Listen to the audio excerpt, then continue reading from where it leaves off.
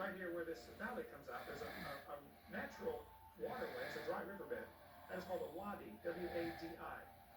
If you went into that wadi, you would find there are rocks all over the place, but they've all been pushed out of the way to make a path. Somebody pushed all the rocks out of the way to make a path for wagons, apparently. That dry riverbed, the wadi, ends up at that white dot, which you can barely see from this satellite map. That white dot is actually this giant beach. Off to the right, you can see where that wadi comes into it, that dry riverbed. And at the bottom of that beach, way down there, which would be the south end, at the south end, Ron Wyatt found this pillar. It had fallen down, half in the water. He and his sons dragged it out, scrubbed it off. A lot of it was eroded, but part of it was still readable. And it basically said something to the effect of, this pillar was erected by King Solomon to commemorate the crossing of the Red Sea. So they went and did some research. The National Geophysical Data Center in Boulder, Colorado has a map showing the depth of the water. How deep is the water? Above this red arrow, you can see where it says the Elan Deep, or Elat Deep. It's nearly 5,000 feet deep. The Gulf of Aqaba is. Incredibly deep water. South of there is the Aragonese Deep, which again is nearly 5,000 feet deep. But right where that arrow is, there's a shallow place. It's only 900 feet deep, which is still pretty deep. But 900 foot in 8 or 9 miles is a nice gentle slope down and a nice gentle slope up. Easy for wagons. There's an underwater land bridge right there. He says they walked across on dry ground, 900-foot wall of water on both sides. He went out to as deep as they could go, 100 feet or whatever, 150 feet with the scuba equipment, and found all along, as far as they could go, chariot wheels with no chariots attached to them.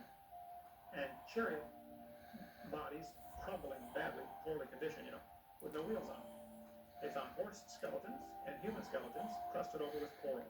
The chariot wheels, you can see one here in this picture, it's kind of hard to see, but it's gold-plated wood, but the wood has rotted out. There's only one Egyptian dynasty that used 4-spoke, 6-spoke, and 8-spoke, all three types used in this one dynasty. And all three are found down there, or something like that. If you look at the far right, this arrow is pointing to a mountain in Saudi Arabia called Jabal al-Lawz, which means Mountain of Laws. It's been labeled that for centuries. Could Mount Sinai be in Arabia? Well, let's see what the Bible says. Galatians chapter 4. Which gendereth the bondage which is Agar, for this Agar is Mount Sinai in Arabia. Hello, it's been there all along. Why have they been looking in the Sinai Peninsula? That's not where it is. This is a picture of the mountain that apparently is Mount Sinai. The top of it is still black. This may be the place where Moses got the Ten Commandments. At the bottom you can see an altar with a calf on it. This may be the altar that Moses or Aaron set up. Okay. God told Moses to stand upon the rock.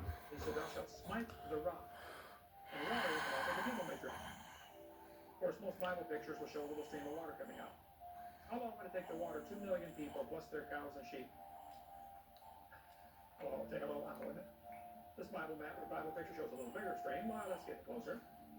Actually, this building is from a picture taken from a half mile away. This rock is, it's almost a 5-story building. It is split right down the middle. Ron says this is the place, this is the rock that's split in half. And water came pouring out. You can see erosion marks.